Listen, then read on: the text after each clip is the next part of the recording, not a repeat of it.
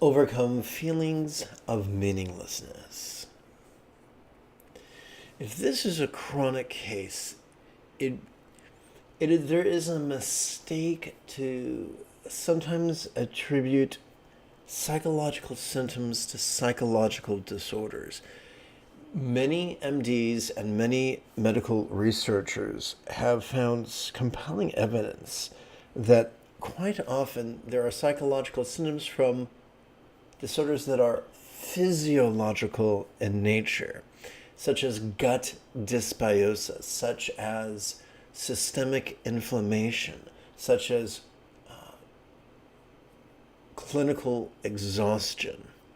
So if you struggle with chronic experience, for instance, people who have the neurological disorder known as ADHD or attention diversion hyperactivity disorder, that's not psychological. It's physiological. It has some psychological symptoms, but it also has physiological symptoms. It is a physiological disorder.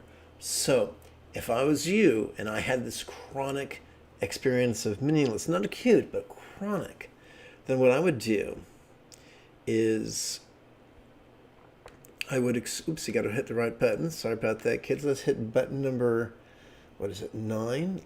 Let's hit 9. 7, 8. That's it. Well, that's a bummer. Okay, so we're going over here, and then we're going over here, and we're checking the screen to make sure it shows up. So in the description area below the video, if you just keep scrolling down till you come to the heading Vegan Education, second from the bottom, you'll find something that reads, Find a Plant-Based Physician. This is a free service. Go online. You can find a MD who is certified in psychiatry, but here's the thing that sets them apart. This is one whose continuing education includes peer-reviewed exploration of the overlapping Venn diagram between diet and lifestyle choices and psychological symptoms. For someone who specializes this, they won't just mindlessly give you a prescription and then tell you to come back in 3 months. This is someone who will help you fix it, and fix it quickly, and fix it easily. And if they can't fix it, they'll help you to manage it, which is something I really, really recommend. You can meet with people either in person or through video conferencing. So that is an important resource that I recommend exploring.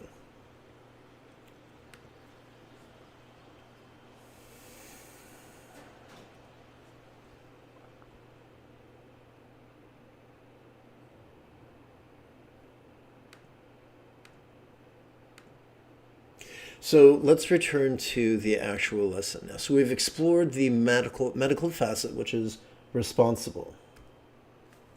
And we've explored that for some people, this is a common experience for someone with ADHD. Once again, it's not psychological. It's a psychological symptom, but not from a psychological disorder, from a physiological disorder. Back in the 70s, people were just armchair psychiatrists, and psychiatrists alike were just dismissing everything as conversion disorder or psychosomatic disorder or somatoform disorder or being psychogenic in origin. But every time medicine has done that, it has been debunked by future medicine, showing it to be physiological in origin. Remember when we were kids, if you're an old guy like myself, and you remember being taught that you get ulcers for being anxious? No, you get ulcers from a fungal infection. It has nothing to do with your emotions. So find someone to help you with that. Fortunately, this is a golden age for neurodivergence, whether it's ADHD or autism or the blend of the two. Right now there is a lot of good information.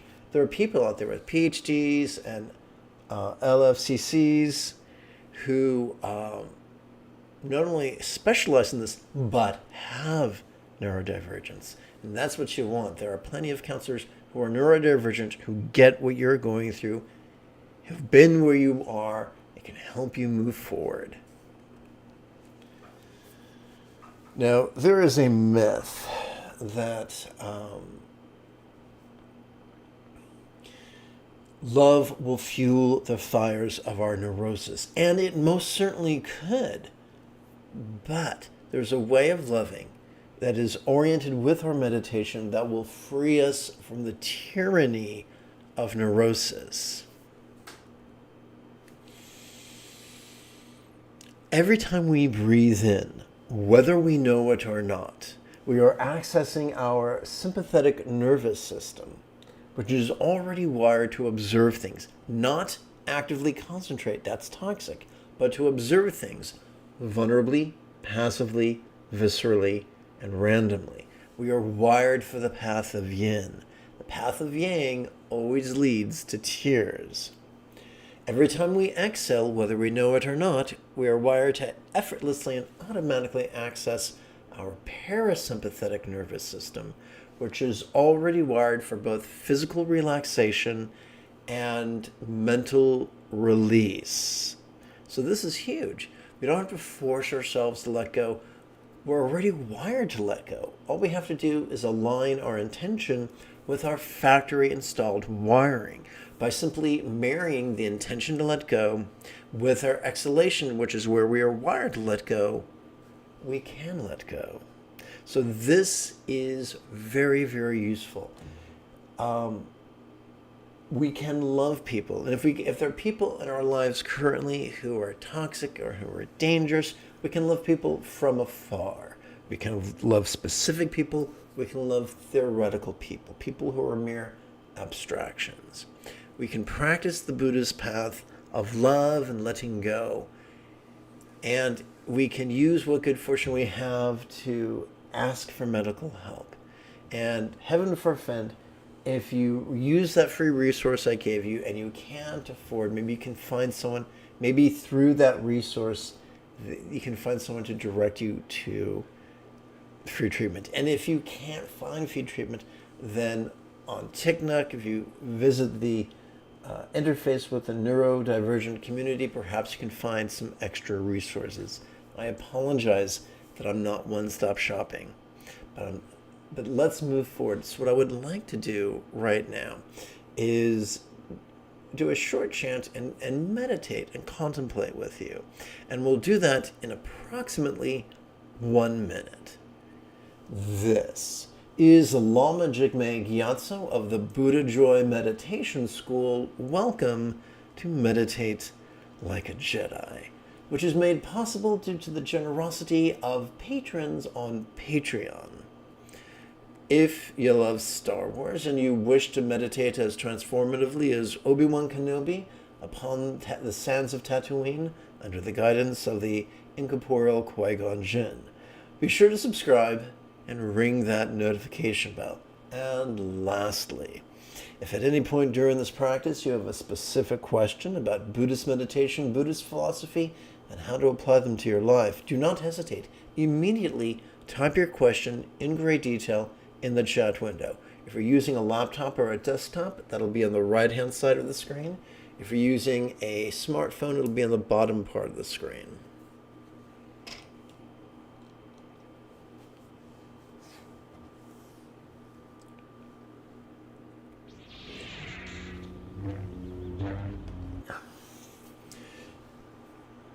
In the Four Noble Truths, we were introduced to the idea of the Eightfold Path. The first two folds of the Eightfold Path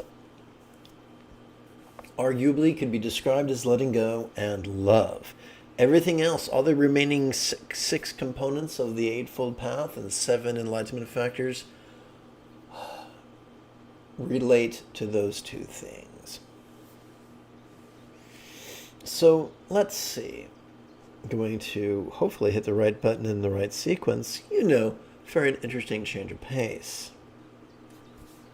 Just as a sprint in the Olympics always begins with a starter pistol and always ends with a finish line, I found it useful to always begin every group meditation with a very, very, very short chant to exercise the neural pathways responsible for empathy and enthusiasm, and to conclude in a similar manner. So right now, let's perform a very short chant for that purpose.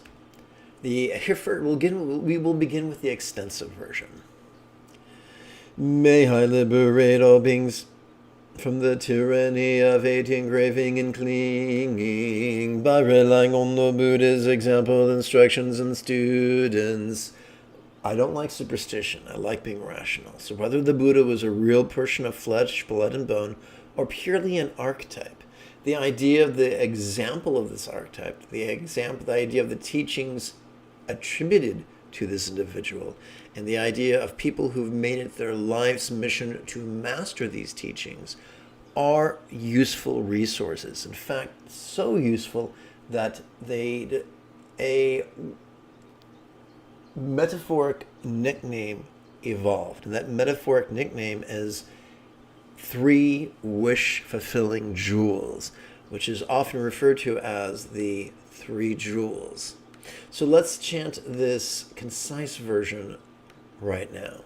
May I liberate all beings by relying on the 3 jewels. May I liberate all beings by relying on the 3 jewels. May I liberate all beings by relying on the 3 jewels. And now I gotta tell you, as an aging fitness freak, my 2 favorite forms of exercise are walking meditation and, of course, performing geriatric step-back squat thrusts in front of a Buddha image while chanting these lines.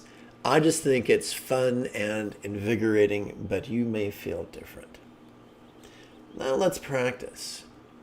Now there's a big fat lie that you have to concentrate. And if you can't concentrate, you've failed. Folks, I'm here to tell you what your viscera already knows. That's malarkey. We're not here to concentrate, we're here to practice. And so sometimes we can, as we breathe in, we can wish for good fortune. And as we exhale with a single silent mental recitation of a preposition, we can guide our wish for good fortune to all beings everywhere.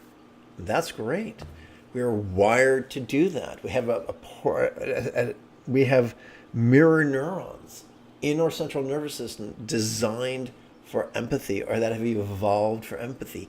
The hub of those mirror neurons is known as the seat of empathy colloquially, and technically as the anterior cingulate gyrus. So we are wired for empathy.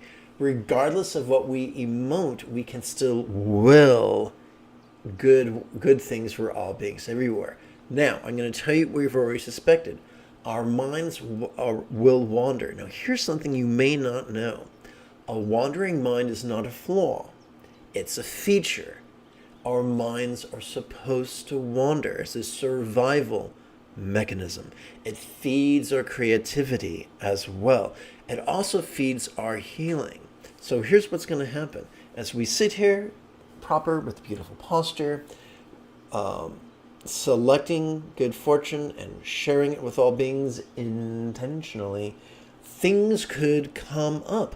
We could notice sights, sounds, sensations, flavors, scents, and the like. We could notice emotions, intentions, thoughts, memories, or imaginings.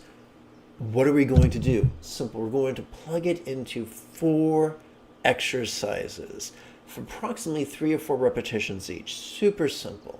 So when something comes up, typically it's associated with some form of stress. Stress is not stinking thinking. Stressors are, ask a biologist. They will tell you there are real things. There are circumstantial stressors, physical stressors, social stressors, mental stressors, and we evolved the capacity to perceive stressors as a survival mechanism. So it's not our job to repress, but to harness them. Every time something comes up, it's like we're playing a video game, and someone has just given us a new element, like, for instance, longevity, or a new skill, or dexterity, or something like that. So every time something comes up, we plug it into this spiritual coffee grinder. And so we play with the rhetorical question, where? Stress. And typically it's tapping us on the shoulder and saying, hey, hey, right here. It's like a kid when mom's on the phone and the kid's all, hey, mom, mom, mom, mom, mom, mom, mom. That's how stress is in our lives. It's not shy. It's not subtle. It's right there in front of us. So after about 4 breaths, we can play with the compassionate intention known as karuna in Pali. The soothe for who? Who's going to receive the soothing? All. So we take our selfish desire for the soothing of the stress and we apply it to all beings everywhere. That is converting selfishness into universal compassion. And then we play with impermanence. And so how long could this last? Could this last forever? Because it sure feels that way.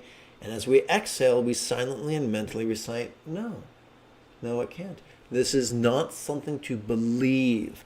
Beliefs will shoot us in the foot. Beliefs are a mishmash of intellect and emotion that rely on a lot of energy, and when that energy wavers, the beliefs crumble. That's why the great Vince Lombardi said, fatigue makes cowards of us all. Every time we exhale, because of the structure of our central nervous system, we are wired to physically relax. So by blending the silent and mental recitation of the word no upon our exhalation, we are guaranteeing that so instance, when we silently and mentally recite last, as we breathe in, that's when we are wired to notice them. For instance, the proposition of permanence. And then as we exhale and we release our grasp on that possibility of permanence with the word no, the blending of the mental phenomena of the word no with the physiological phenomena of release is quite therapeutic.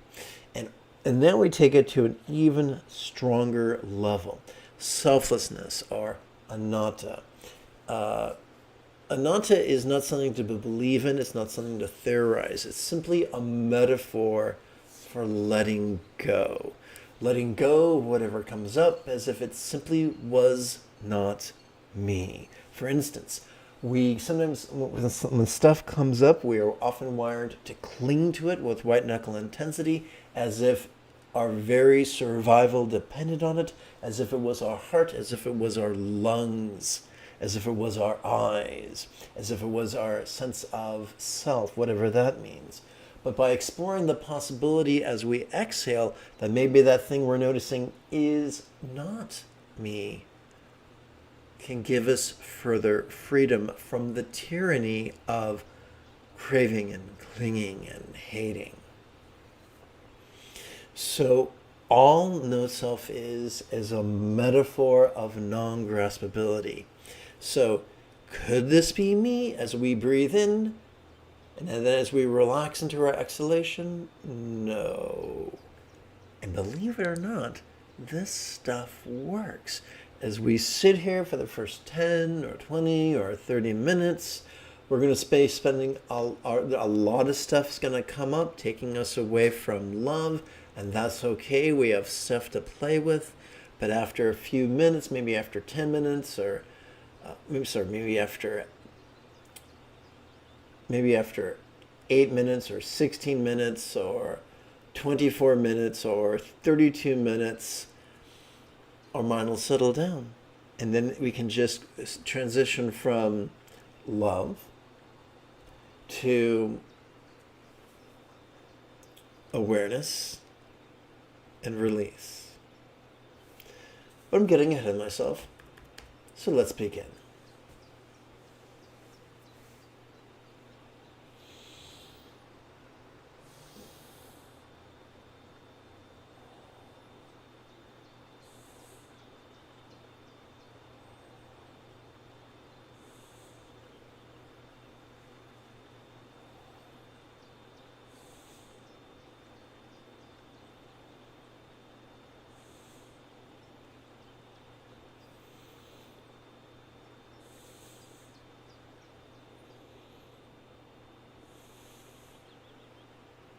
So we might catch ourselves giving an explanation or practicing or rehearsing an explanation in our head.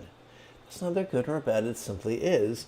But what an exciting opportunity, what an energetic opportunity to contemplate. Where stress.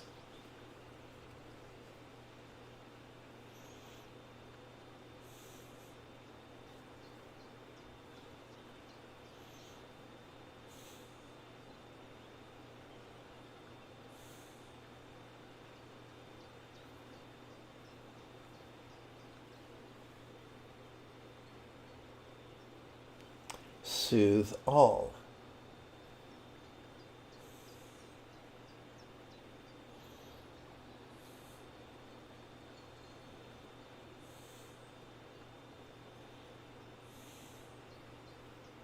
Last?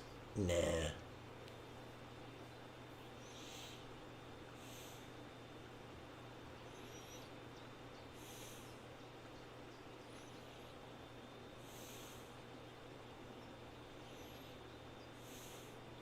Could this be me? Nah.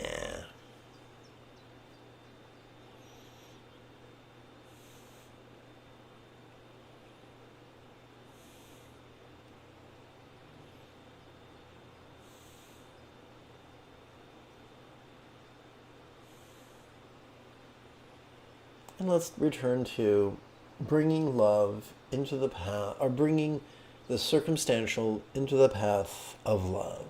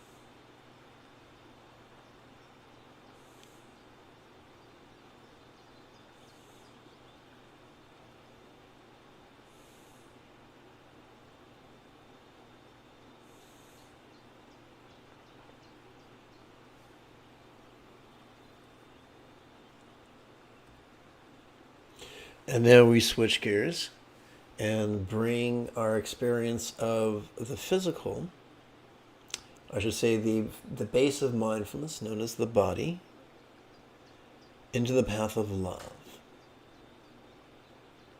By wishing health for all beings everywhere. Even those who vote the way we wish we would, they wouldn't. Even those who are prone to murder. Even those who are cruel or foolish.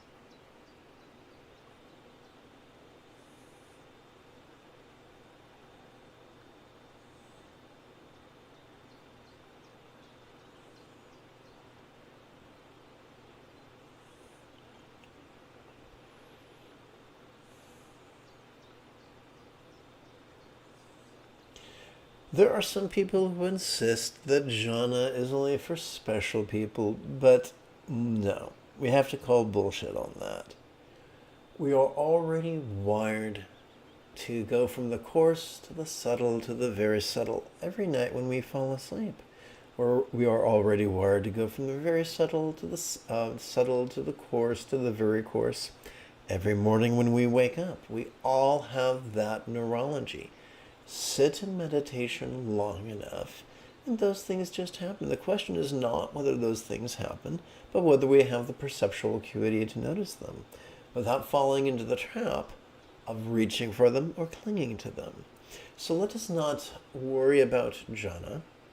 There is many scholars who think that is something just made up by members of patriarchy to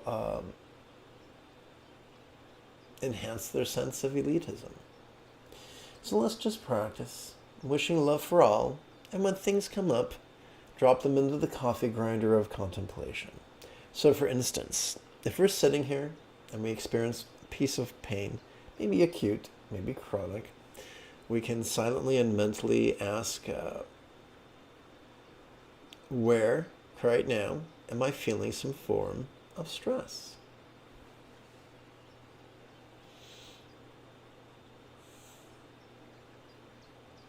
These are rhetorical questions.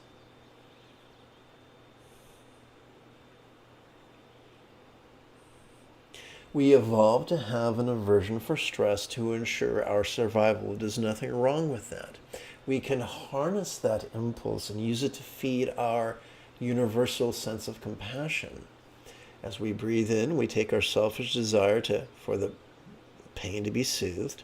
And as we exhale, we direct it towards all beings everywhere, real or imagined. This is not a question of emotion, but intention. Our job is not to emote or visualize or believe, but to simply, silently, and mentally recite these words in harmony with our inhalation and our exhalation and our relaxation.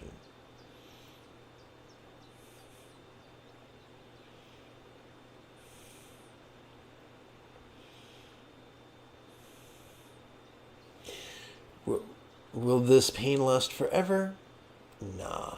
That no is not from belief. It's because we are already wired to let go during each exhalation, even letting go of the idea of something lasting forever.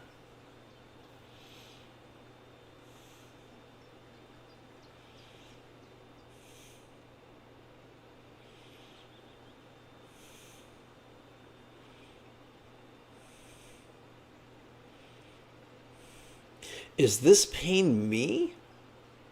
Nah. It could feel that way when we breathe in, but as we relax into our exhalation, it feels less that way.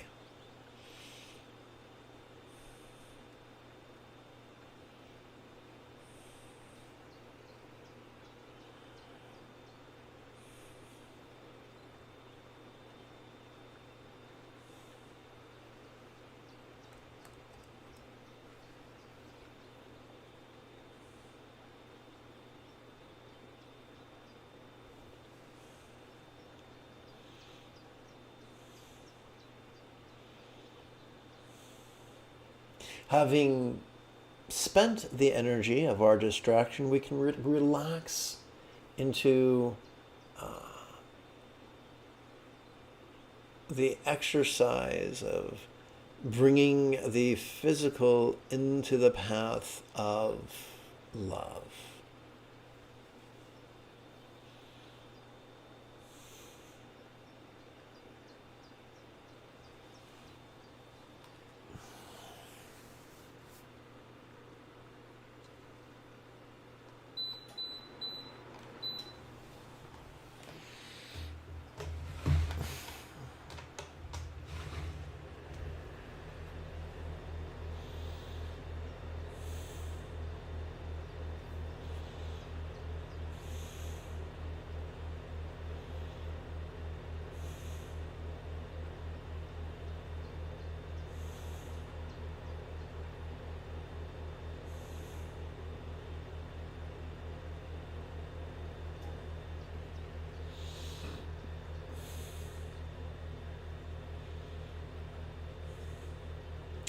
This is not a contrivance. We are already wired for love. We're already wired for empathy. It's not our job to emote. It's simply our job to silently and mentally recite these words in harmony with our inhalation and our exhalation and our relaxation.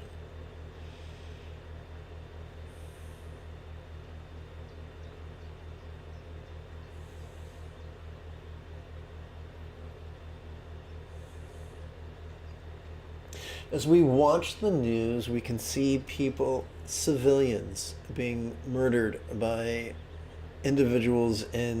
well-armed individuals in uniform.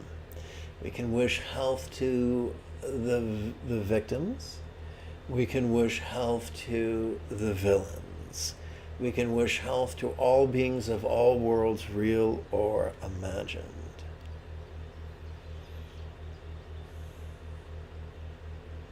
And when we feel resistance to that, we deposit that resistance into the coffee grinder of these 4 delicious contemplations.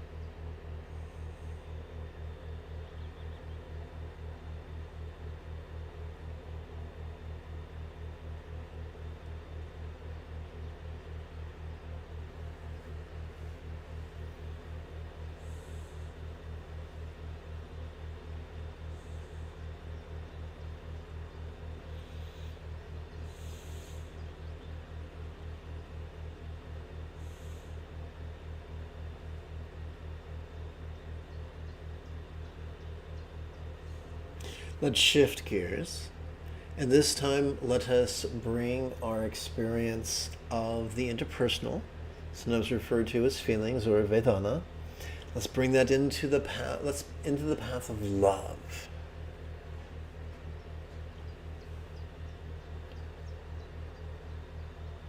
Wishing that all beings everywhere experience great harmony, deep, visceral harmony with all beings everywhere, real or imagined.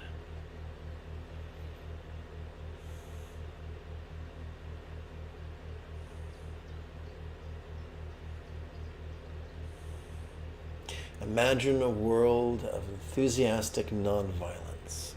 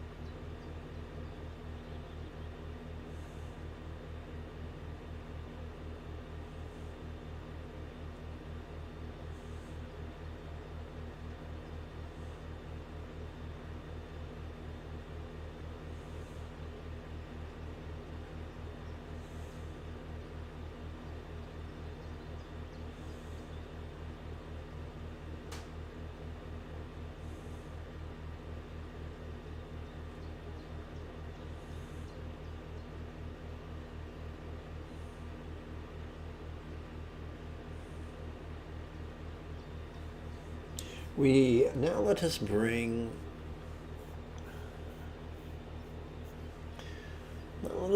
the mental into the path of love, for Chitta Metta.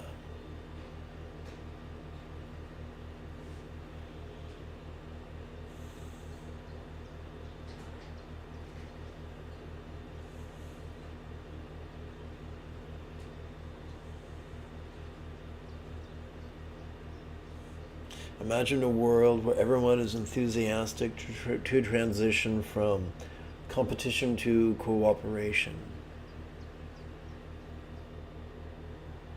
from elitism to egalitarianism, from rigidity to flexibility.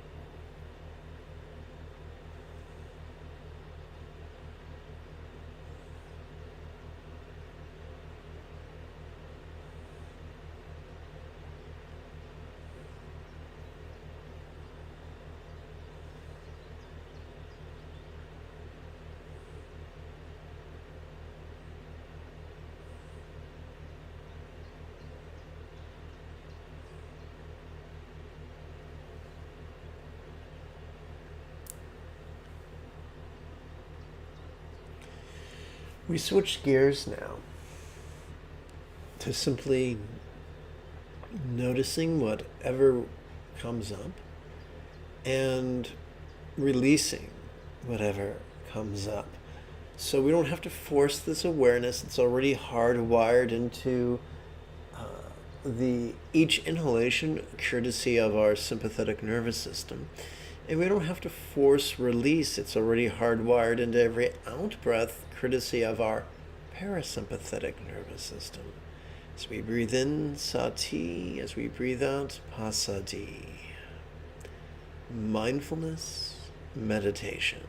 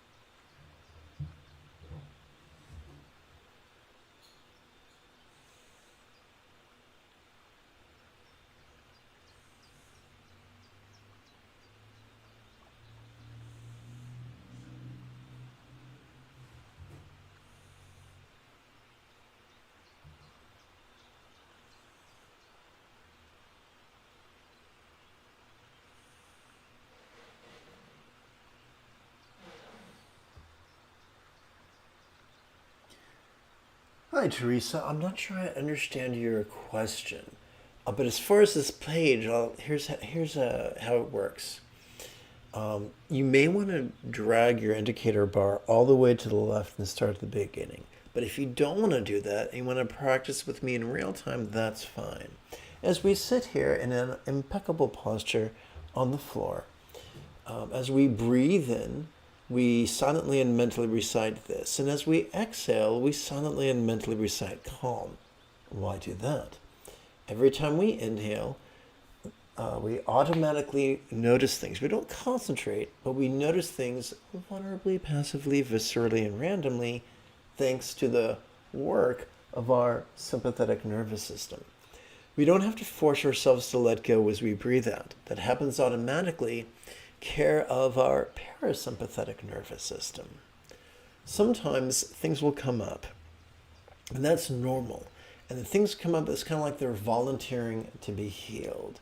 And we heal them by passing them through the conveyor belt of these 4 contemplations. So let's say we're sitting here, and all of a sudden we feel a twinge. Well, as we breathe in for the next 4 breath rounds, we could simply contemplate discomfort. Where? Stress. That's fine. We are wired by evolution to have an aversion for stress. We want our stresses soothed. That is a useful survival instinct.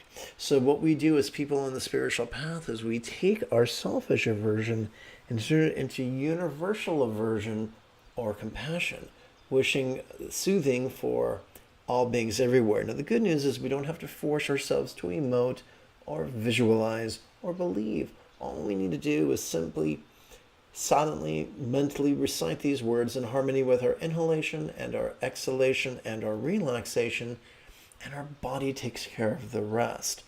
After perhaps 4 rounds, we would play with an idea. Imagine to your left and to the right there are 2 bowls. And there's a bunch of pennies in your left bowl. And so you could scoop up an imaginary penny with your left hand as you breathe in, and then as you breathe out, you could set that penny in the other bowl. Similarly, as we breathe in, we are wired to wonder if this stressor could last forever. That's us picking it up. And as we involuntarily relax in harmony with our exhalation, we say no. That's not out of reasoning or out of belief. That's just because we're wired that way. If we rely on belief or logic, we will exhaust our brain. If we rely on our autonomic nervous system, we will quickly master the path. We come to our final contemplation, and we could say, as we breathe in and picking up the imaginary penny, hey, this thing I'm experiencing, should I grasp onto it as tightly as if it was me? And as we transfer the penny to our other bowl of exhalation, we would just intuitively say no. This isn't a function of logic or belief. It's simply a function of the release inherent within every exhalation. And so whatever comes up, whether it's circumstantial, physical, interpersonal, or mental, whatever comes up actually is like a battery. It's like a power pack when we're playing a video game, or we're playing Pac-Man, we come across a power pill. And in the power pill, instead of just eating it on Pac-Man, we process it through these 4 contemplations, and then we return to our default mode. It's simply noticing what comes in passively, and noticing as we let go passively. The Buddha's path can be described as yin.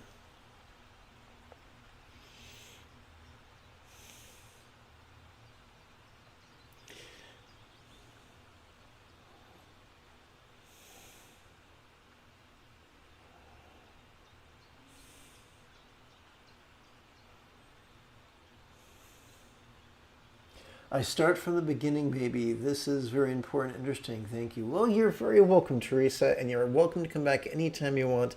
And whenever you have a question, you're welcome to ask it.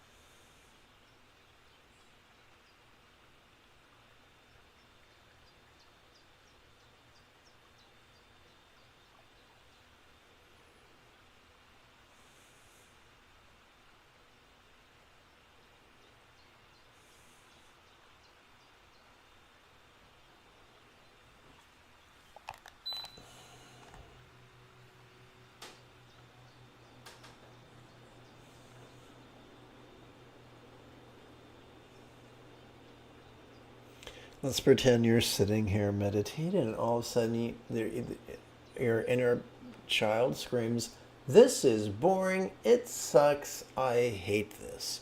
Great. Now you have something to contemplate. So you would just plunk the temporary aversion, the momentary aversion to meditation into these 4 exercises.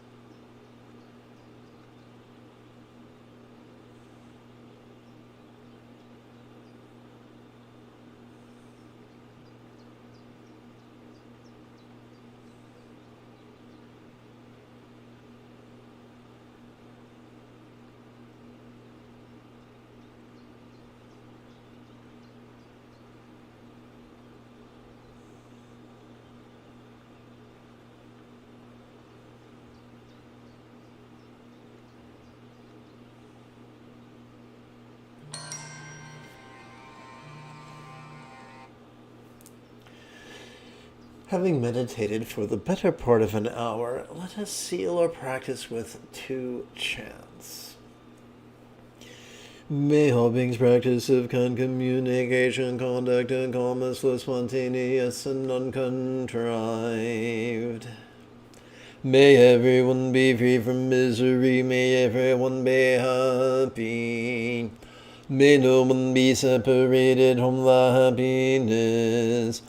May everyone have balance from the tyranny of hating, craving, and clinging freed.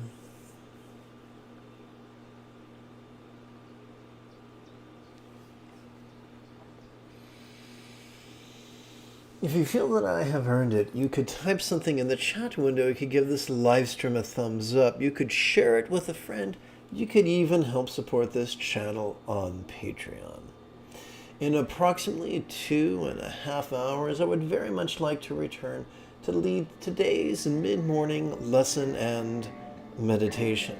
Until then, may you and yours be happy and healthy.